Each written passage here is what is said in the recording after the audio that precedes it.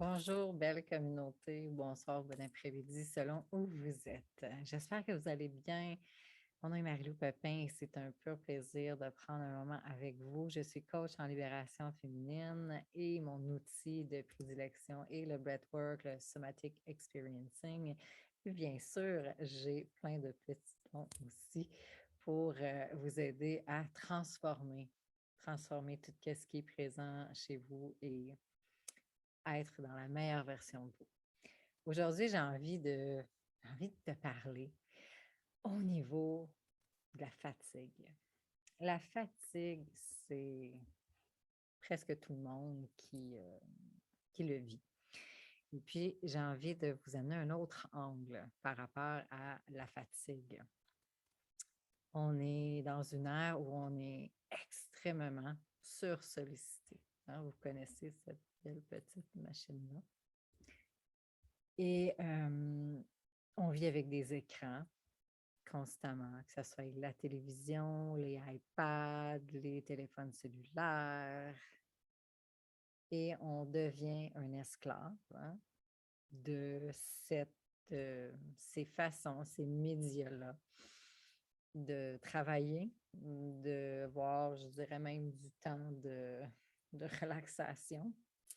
Et souvent, ben, on se retrouve avec une sursollicitation dans notre système et la période qu'on appelle de rest and restore, hein, la partie où je viens calmer mon corps pour vraiment apporter la branche du système parasympathique à vraiment venir faire son travail. Quand je dis faire venir son travail, c'est elle est responsable, cette branche-là, de bien dormir, de bien digérer. Elles font partie aussi de tous nos systèmes, peu importe lesquels ils sont tous en contact ensemble, les organes et bien sûr les hormones, toutes les hormones, pas juste une hormone, toutes les hormones. Donc, autant les hormones de stress qu'autant les hormones de jouvence, de bonheur et la libido. Et la manière qu'on vit aujourd'hui, ben, dès qu'on se lève, puis des fois on n'a même pas le pied à terre, qu'est-ce qu'on fait? Tout de suite. Bang, sur sollicitation, tout de suite. Je n'ai même pas le temps de me sentir, de savoir comment moi je vais, que je suis déjà sursollicitée. Et si ben, vous avez des bonnes habitudes et vous ne touchez pas tout de suite à votre téléphone, écoute, je vous dis tellement bravo et merci pour vous. Et ça reste que rapidement, dès que je mets mon pied par terre, le mental embarque et les actions dans le corps embarquent. Et tout ce qui est action et système nerveux de la branche sympathique. Donc, ce qui me permet de justement être capable de bien passer à l'action. Et aussi, c'est ce qui me permet d'être capable de faire face au stress. Si de l'autre côté, je n'ai pas eu mon rest and restore que j'appelle, hein, ma partie de calme et de reset dans mon corps, ben, à un moment donné, ça fait que je ne suis plus capable de prendre le stress. Ça fait que je ne suis pas capable de bien dormir. Ça fait que j'arrive difficilement à bien digérer. Et peut-être que j'ai pas ou peu de libido. Peut-être que je sens aussi que mon corps, en grande majorité, fait mal. Hein, parce qu'il n'y a jamais bien le temps d'avoir sa partie de restauration. Donc, peut-être que ça fait sens pour vous. Peut-être qu'il y a des petites brimes qui disent ah oui, ça, cette partie-là. Puis peut-être que pour un autre aspect, ben, c'est déjà en pleine maîtrise, puis c'est tant mieux. Mais là où je veux vous amener, c'est la fatigue n'est pas juste physique de dire ah ben j'ai travaillé fort. Hein? Maintenant, c'est combien de temps je vais être sur les ordinateurs, combien de temps aussi je vais avoir les yeux sur un écran, que ce soit l'iPad, la télévision, le cellulaire. C'est en prendre en considération dans la fatigue. Pourquoi? Sur sollicitation. On n'est plus dans le temps, j'appelle ça, en tout cas pour moi, de mes grands-parents, où ils passaient presque la journée dehors à cultiver, à travailler d'une façon beaucoup plus physique. Ils rentraient en dedans, il n'y avait pas de télévision, il n'y avait pas rien. Puis, ils prenaient un bon repas, ils se lavaient, puis ils relaxaient, puis ils recommençaient le lendemain. Donc, ce genre de fatigue-là était beaucoup plus facile à soutenir pour le corps physique. Tandis qu'aujourd'hui, on se retrouve vraiment à si je ne prends pas des pauses. Je sais, vous allez, je vous entends déjà dire complètement folle, j'ai pas le temps. Et si je ne prends pas souvent des pauses pour justement débarquer de cette sursollicitation, on ne s'en sort pas. On s'en sort juste pas. Puis souvent, ben, on attend, j'appelle ça qu'on tombe en soit burn-out, dépression, anxiété vraiment trop élevée. Puis là, ça fait que je suis arrêtée pendant un certain temps. Et même si je suis arrêtée pendant un certain temps, qu'est-ce qui arrive? Souvent, ben, je vais regarder beaucoup la télévision, je vais être beaucoup sur les écrans parce que je vais avoir encore plus de temps que j'en avais. Et qu'est-ce qui arrive? Je n'ai pas la restauration nécessaire à mon corps et je reste beaucoup dans la fatigue. Donc, comment on peut contrer ça dans la vie de tous les jours? Moi, je vous suggère, j'ai lu avec plein de belles études, une pause de 15 minutes à chaque 90 minutes. Si c'est possible, bien sûr. Peut-être que ça ne l'est pas. Peut-être que ça peut être sur l'heure du dîner, puis en après-midi. À vous de voir comment vous pouvez jongler avec ça. Puis dans cette pause-là, ben, il n'y a pas de téléphone, il n'y a pas d'écran, là. On fait autre chose. Qu'est-ce qu'on fait comme autre chose? On va aller prendre une marche, on va aller sortir dehors, puis juste contempler, respirer, bien manger, bien s'alimenter, juste être pour reprendre.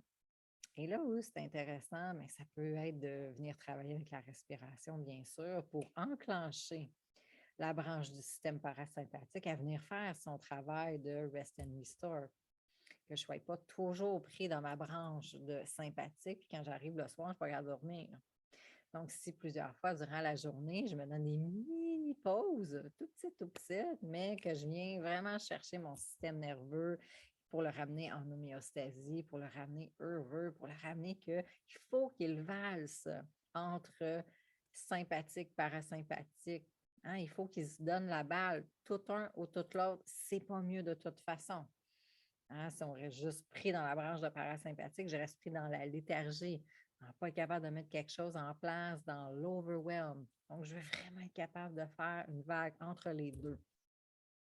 Donc, une belle façon de respirer pour amener mon système parasympathique, ça va être d'inspirer sur, exemple, un compte de 3 et expirer sur un compte de 6 ou inspirer sur un compte de 4 et expirer sur un compte de 8. Si j'ai une grande capacité, je vais inspirer sur un compte de 5 et expirer sur un compte de 10. Hein, on veut toujours que ça soit une expiration qui est le double de notre inspiration. Si on dit j'ai une très petite capacité, parfait, inspire sur 2, expire sur 4. Tant que c'est le double à l'expiration. Qu'est-ce qui peut vous aider? C'est de penser de remplir l'abdomen en premier pour vraiment venir habiter sa base, tellement une place qu'on ne respire pas assez. Et expirer tout doucement. Donc, vous pouvez expirer comme si vous souffliez dans une paille pour diffuser l'air, pour pas qu'elle sorte tout d'un coup, qu'il n'y ait plus rien à expirer par la suite. Ça, c'est la première chose. Si le matin, vous sentez qu'il n'y en a pas d'énergie, parce que peut-être que le sommeil a été difficile, peut-être que j'ai de la difficulté, je dirais, à partir mon feu intérieur en ma machine, ma fournaise à moi d'énergie. On dirait ma centrale est un peu à plat. Le matin, à jeun, ce que je vous suggère, c'est faire une respiration qu'on appelle une respiration de feu, une respiration Kapalabhati, qui va être d'aller inspirer, je dirais, d'une façon très ordinaire, très normale, et c'est l'expiration qui est en puissance, hein, qui est comme active. L'inspire est passive parce qu'elle va se faire tout naturellement et l'expiration est active. Ce qui veut dire que je vais aller chercher le nombril qui va venir tirer vers la colonne vertébrale et puis qui va être en pulsion. Le petit nez, souvent, je dirais, ça fait comme si on aurait un petit maringouin là, proche du nez, puis on veut faire, c'est on veut vraiment expirer en puissance et par le nez. Donc, je me lève, je vous montre au niveau de l'abdomen à quoi ça peut ressembler. Ici, ce que je veux faire, c'est inspire.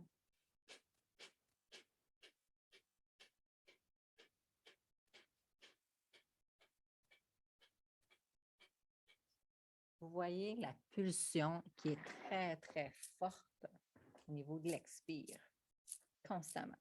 C'est comme si je viens pomper dans mon corps pour venir réveiller.